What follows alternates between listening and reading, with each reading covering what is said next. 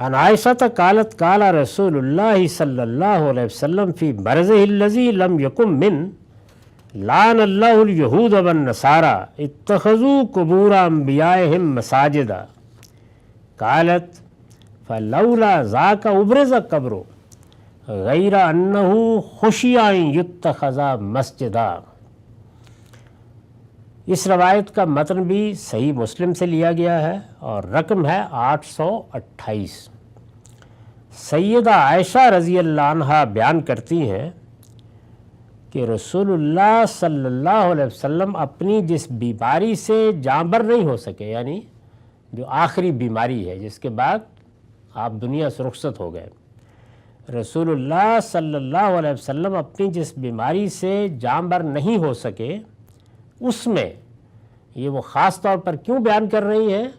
کہ اس طرح کے موقعوں پر جو بات کہی جاتی ہے وہ گویا آخری وصیت کی ہوتی ہے، سب سے اہم ہوتی ہے۔ اس میں آپ نے فرمایا اللہ نے یہود و نصارہ پر لعنت کی ہے اس لیے کہ انہوں نے نبیوں کی قبروں کو سجدہ گاہ بنا لیا، نبیوں کی قبروں کو سجدہ گاہ بنا لیا۔ یہ وہی تعبیر ہے جو اس سے پیچھے یعنی بیٹھنے کے ایک عمومی اسلوب میں بیان ہوئی تھی۔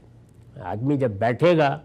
اور عقیدت کے ساتھ بیٹھے گا اور یہ خیال کر کے بیٹھے گا کہ یہاں سے مجھے کوئی فیض مل جائے گا، یا اس لیے بیٹھے گا کہ یہاں میری کوئی سنی جائے گی، یا اس لیے بیٹھے گا کہ یہاں سے میری دعاؤں کے لیے کوئی وسیلہ ہاتھ آ جائے گا، تو یہ ساری چیزیں گویا اللہ تعالیٰ کے مقابل میں دوسروں کو کھڑا کرنے کے مترادف ہیں، اور چونکہ ان میں سے کسی چیز کے لیے کوئی دلیل موجود نہیں ہے تو اس وجہ سے یہ اللہ پر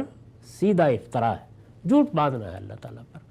توحید کو ماننے والا کوئی شخص ان میں سے کسی چیز کو کسی درجے میں بھی گوارا نہیں کرے گا، اور اسی عمل کی آخری انتہا وہ ہے جو ہم پھر دیکھتے ہیں کہ لوگ پیشانیاں اپنی زمین پر رکھ رہے ہوتے ہیں، وہ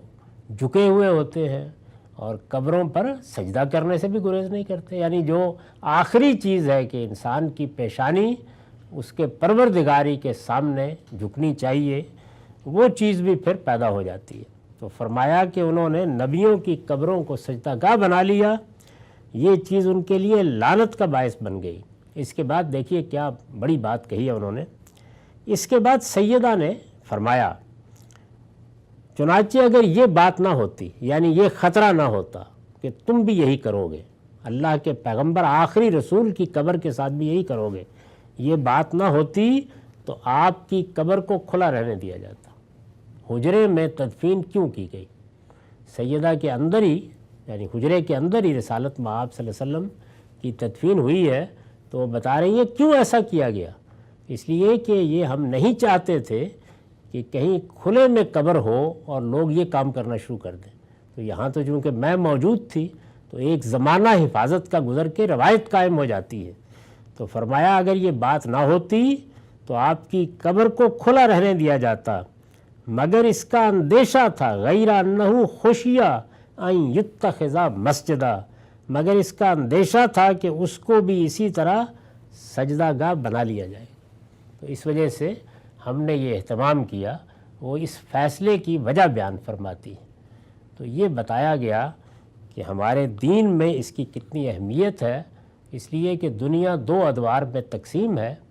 وہ دور کے جس میں شرک کو شرک سمجھ کر دین بنایا گیا، اس میں بت بھی بنے، دیوی دیوتاؤں کے وجود پذیر بھی ہوئے، اور وہ دور کے جب سیدنا مسیح کی دعوت نے اور رسول اللہ کی دعوت نے خاتمہ کر دیا شرک کا فکری سطح پر، تو اب عملی شرک یہی رہ سکتا تھا، اور یہی اس وقت مسلمانوں میں موجود ہے۔ اس سے اللہ کی پناہ مانگنی چاہیے۔ عن عبداللہ ابن الحارث النجرانی قال حدثنی جندب قال سمعت النبی صلی اللہ علیہ وسلم یقول قبل ان یموت بخمس انی ابرأ الی اللہ ان یکون لی منکم خلیل فإن اللہ تعالی قد اتخذنی خلیلا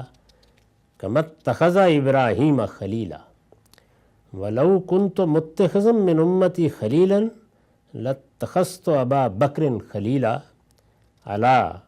وَإِنَّ مَنْ كَانَ قَبْلَكُمْ كَانُوا يَتَّخِذُونَ قُبُورَ أَنْبِيَائِهِمْ وَصَالِحِيهِمْ مَسَاجِدَ أَلَا فَلَا تَتَّخِذُوا الْقُبُورَ مَسَاجِدَ إِنِّي أَنْهَاكُمْ عَنْ ذَلِكَ۔ عبداللہ بن حارث نجرانی جندب بن عبداللہ رضی اللہ عنہ سے روایت کرتے ہیں کہ انہوں نے بتایا، میں نے رسول اللہ صلی اللہ علیہ وسلم کو وفات سے 5 روز قبل یہ فرماتے ہوئے سنا۔ 5 روز قبل، یہ خاص طور پر انہوں نے اس لیے بیان کیا ہے کہ یہ موقع ہے کہ جس میں یہ واضح تھا کہ آپ کا وقت آ گیا، وہ مدت پوری ہو گئی، اور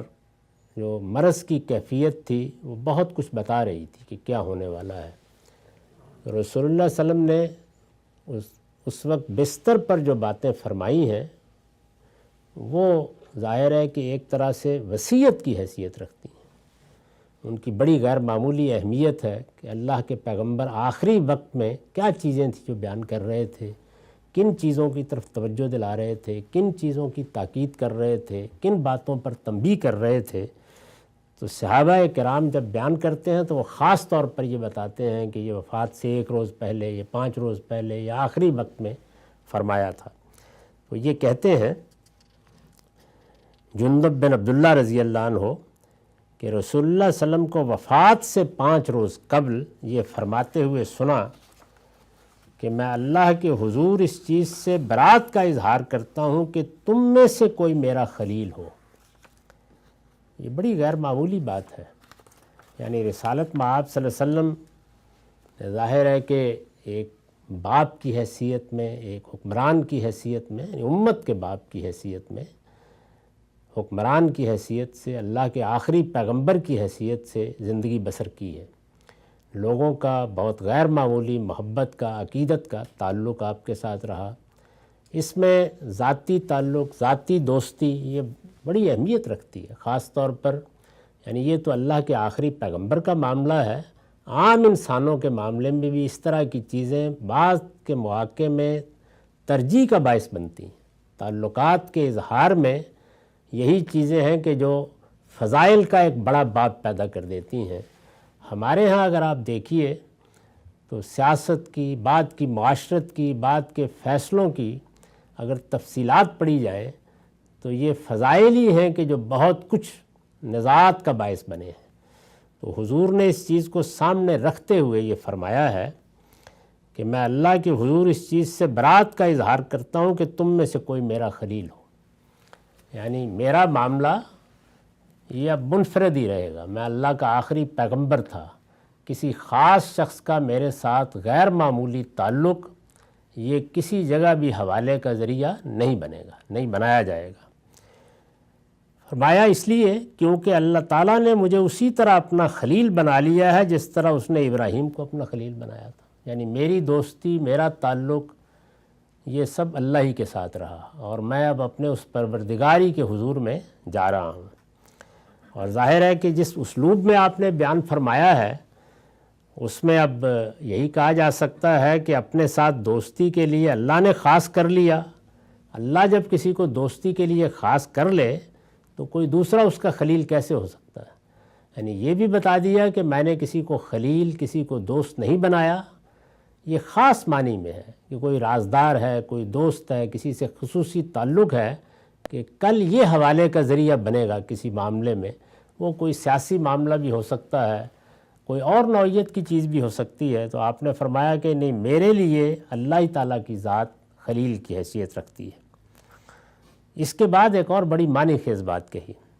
فرمایا میں نے نہیں بنایا کسی کو خلیل، اللہ ہی میرا خلیل ہے، اور میں صاف صاف اس کا اعلان کر کے دنیا سے رخصت ہو رہا ہوں۔ لیکن اگر میں اپنی امت میں سے کسی کو اپنا خلیل بناتا تو ابو بکر کو بناتا، یعنی دوسرے پہلو کو بھی واضح کر دیا۔ ایک اشارہ بھی ہو گیا لیکن اس کو بنائے استدلال بنانے سے منع بھی کر دیا، دونوں پہلوؤں کو واضح کر دیا تاکہ مسلمانوں کو جو فیصلے اب کرنے ہیں بعد میں وہ امرہم شورا کی بنیاد پر کریں۔ اس کے بعد دوسری بات جو فرمائی تو یہ کہا کہ تم سے پہلے لوگ اپنے پیغمبروں اور نیک لوگوں کی قبروں کو سجدہ گاہ بنا لیتے تھے، کہیں تم ان قبروں کو عبادت گاہ نہ بنا بیٹھنا، میں تم لوگوں کو اس بات سے منع کرتا ہوں۔ اس مضمون کی روایتیں پیچھے بھی آ چکی ہیں، اور میں یہ عرض کر چکا ہوں کہ یہ بات تو واضح تھی کہ اب پتھر کے بت اس امت میں نہیں پوجے جائیں گے، یعنی یہ نہیں ہوگا کہ جیسے اس سے پہلے دیوی دیوتا اور اس طرح کے تصورات، اب جو کچھ ہونا ہے وہ صالحین اور بزرگوں کی قبروں ہی کے ساتھ ہونا ہے۔ تو بار بار آپ اس موقع پر جب کہ دنیا سے رخصت ہو رہے ہیں یہ بتا رہے ہیں۔ دونوں باتیں بڑی اہمیت کی حامل ہیں، یعنی اگر آپ غور کریں تو دونوں باتوں میں بہت سے قضیوں کو اور بہت سے مفاسد کو اور بہت سے فتنوں کو سامنے رکھ کر رسول اللہ صلی اللہ علیہ وسلم نے پوری بات واضح کر دی ہے۔ بات اس سے زیادہ تفصیل سے بھی ہو سکتا ہے کہ فرمائی ہو، لیکن اس کا خلاصہ یہ ایک صحابی ہیں جنہوں نے اس طرح بیان کر دیا ہے کہ ایک تو میرے ساتھ کسی تعلق کی بنیاد پر کوئی رائے نہ قائم کی جائے، میں نے اللہ کے پیغمبر کی حیثیت سے زندگی بسر کی ہے، میرا خلیل اگر کوئی تھا تو میرا پروردگار ہی تھا، میں اس سے برات کا اظہار کر رہا ہوں کہ اس طرح کا کوئی حوالہ دے کر کل کو کوئی معاملات فیصل نہ کیا جائے۔ یہ بات بتا دی، اشارہ کر دیا کہ اگر یہ حیثیت ہوتی کسی کی تو وہ ابو بکر صدیقی کی ہو سکتی تھی، وہی تھے کہ جن کے ساتھ میرا پہلے سے بھی دوستی کا تعلق تھا۔ دوسرے موقعوں پر فرمایا ہے کہ انہی کے مال سے بھی سب سے بڑھ کر میں نے فائدہ اٹھایا ہے، اور اس کے بعد بھی جس طرح انہوں نے میرا ساتھ دیا ہے تو اگر میں بناتا تو انہی کو بناتا، لیکن میں نے کسی کو اپنا خلیل نہیں بنایا، اللہ ہی میرا خلیل ہے۔ یہ حقیقت واضح کی، اور پھر ظاہر ہے کہ سب سے بڑھ کر تو پیغمبری کی ذات ہے، یہاں سے کسی نہ کسی درجے میں شرک کی ابتدا ہو سکتی تھی، تو اس میں یہ بتا دیا کہ قبروں کو کبھی عبادت گاہ نہ بنا بیٹھنا، میں تم لوگوں کو اس بات سے منع کر رہا ہوں، یعنی میں نے اپنا فرض پورا کر دیا اور ہر لحاظ سے یہ بات تمہیں بتا دی۔